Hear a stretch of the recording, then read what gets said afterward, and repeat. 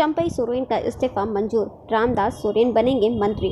राज्यपाल ने चंपई सोरेन का इस्तीफा मंजूर कर लिया है, तो दूसरी ओर झामुमो ने विधायक रामदास सोरेन का नाम मंत्री पद के लिए राजभवन भेजा है।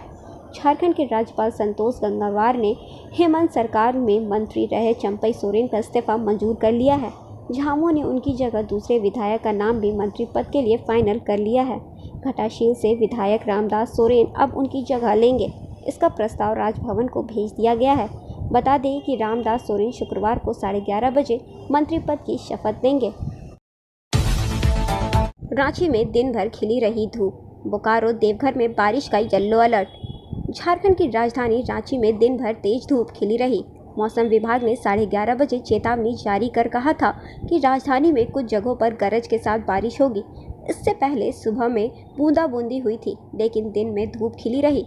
बोकारो और देवघर जिले में वर्षा होने की प्रबल संभावना है। भारत मौसम विज्ञान के रांची स्थित मौसम केंद्र की ओर से येलो अलर्ट जारी करके यह जानकारी दी गई है।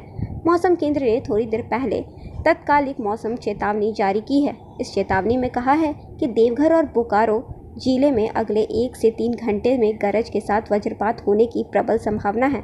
इस बीच वर्षा भी होगी। चूंकि झारखंड वज्रपात के लिहाज से बेहद संवेदनशील राज्य है, खराब मौसम के दौरान लोगों को सावधान रहने के लिए कहा गया है। पूर्व मंत्री आलमगीर आलम के करीबी हाकिम के घर सीबीआई का छापा। पूर्व मंत्री आलमगीर आलम के करीबी हाकिम मोमिन के घर पर सीबीआई की टीम छापेमारी कर रही है। सीबीआई की टीम गुरुवार को पाकुड़ शहर स्थित हाकिम के घर पहुंचकर कागजात की जांच कर रही है। आलमगीर आलम के करीबी हाकिम के बारे में सनसनीखेज खुलासा सामने आया है। हाकिम, जिसके पास वर्ष 2020 में 5 हाईवा हुआ करता था, आज की तारीख में उसके नाम से 107 हाईवा व जेसीबी है।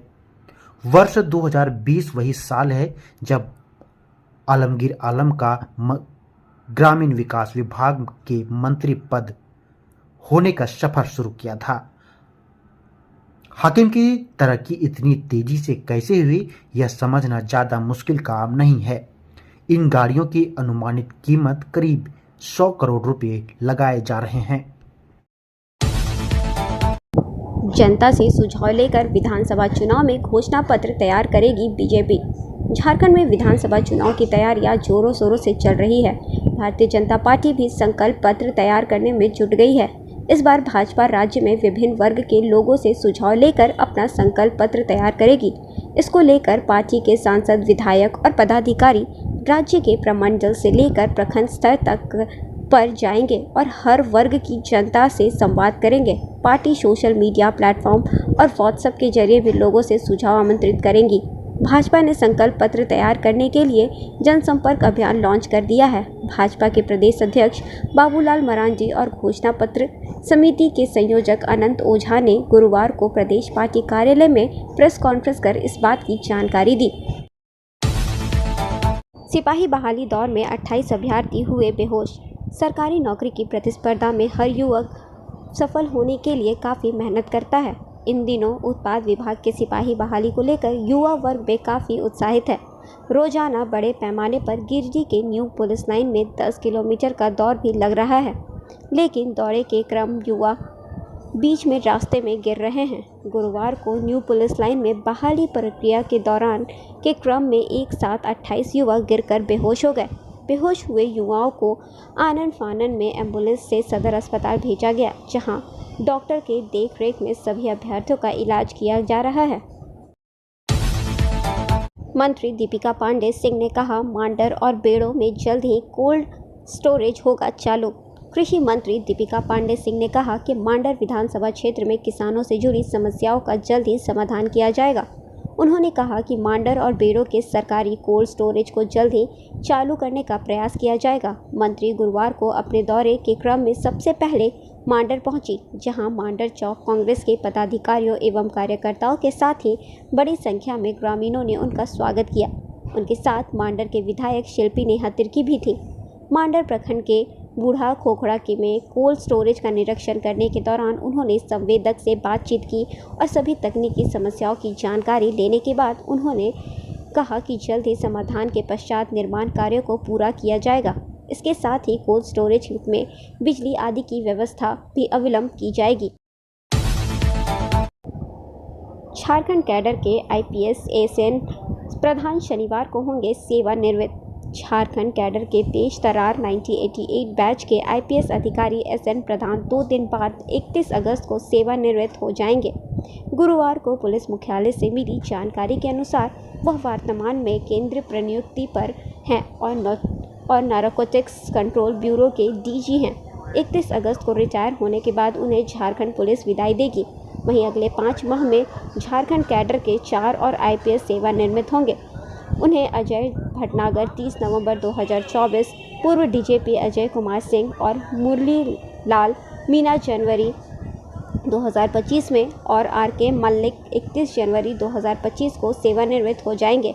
अजय भटनागर फिलहाल केंद्रीय प्रनियुक्ति पर है और वर्तमान में सीबीआई में संयुक्त निदेशक के पद पर कार्यरत है।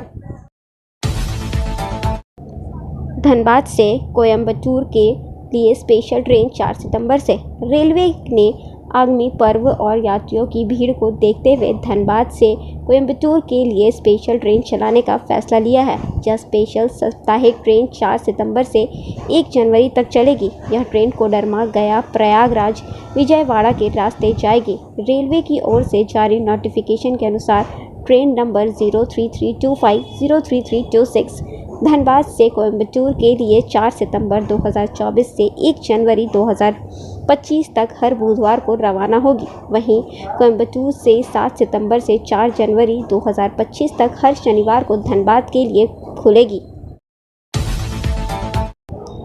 आईआरबी के 227 जवानों को एएसआई रैंक में मिलेगा प्रमोशन। इंडिया रिजर्व बटालियन के 227 जवानों को एएसआई श्रेणी में प्रोन्नति मिलेगा। झारखंड पुलिस मुख्यालय ने इन 227 जवानों की वरीयता सूची जारी कर दी है। गौरतलब है कि केंद्र सरकार आईआरबी के गठन को मंजूरी देती है। इसका खर्च भी केंद्र सरकार वहन करती है। बटालियन के गठन के लिए यह शर्त भी रहती है कि केंद्र सरकार जहां चाहे इस बटालियन का उपयोग कर सकती है। इस बल का गठन राज्यों में सीआरपीएफ या अन्य केंद्रीय बलों से निर्भरता खत्म करने के लिए किया गया है। बता दें कि आईआरबी में कार्यरत जवानों और कर्मियों की सेवानिवृत्ति की आयु पहले तय नहीं थी, लेकिन इस साल फरवरी में हुई कैबिनेट की बैठक में सेवानिवृत्ति की आयु 60 वर्ष तय की गई है। कैबिनेट की बैठक में आईआरबी के जवानों और कर्मियों के आश्रितों को इनकी शेष सेवा अवधि के बराबर भुगतान करने को मंजूरी मिली है। रिम्स में 10 बार टेंडर हुआ, फिर भी नहीं लगा एमआरआई मशीन। राज्य के सबसे बड़े अस्पताल रिम्स के पास अपना एमआरआई मशीन नहीं है। पिछले कई सालों से एमआरआई मशीन लगाने के लिए टेंडर जारी किया गया, लेकिन मशीन का सप्लायर नहीं मिला। इस कारण रिम्स में भर्ती होने वाले मरीजों को एमआरआई कराने में दिक्कतों का सामना करना पड़ रहा है। हालांकि सरकार ने मरीजों को सुविधा के लिए पीपीटी मोड और एमआरआई मशीन की व्यवस्था की है। इसके तहत कम दर पर मरीजों का एमआरआई निजी कंपनी हेल्थ मैप करती है। वित्तीय वर्ष 2023-24 में 12,388 मरीजों का एमआरआई किया, जबकि वित्तीय वर्ष 2024-25 में जुलाई माह तक 4,284 मरीजों का एमआरआई किया गया। जानकारी के मुताबिक 10 बार टेंडर होने और सप्लायर नहीं मिलने या एक ही सप्लायर का टेंडर में हिस्सा लेने की वजह से एमआरआई मशीन की खरीदी नहीं की जा सकी है। इसलिए पिछले माह हुई रिम्स शासी परिषद की बैठक में यह फैसला लिया गया कि अगर टेंडर में एक ही कंपनी भाग लेती है तो उससे ही मशीन खरीदी जाएगी। मशीन खरीद का ऑर्डर देने से पहले अन्य बड़े अस्पतालों में एमआरआई मशीन की खरीद मूल्य की जानकारी लेनी होगी। इससे फैसले के बाद उम्मीद है कि आने वाले समय में रिम्स के पास अपना एमआरआई मशीन होगा और मरीजों को सरकारी दर पर एमआरआई किया जा सकेगा।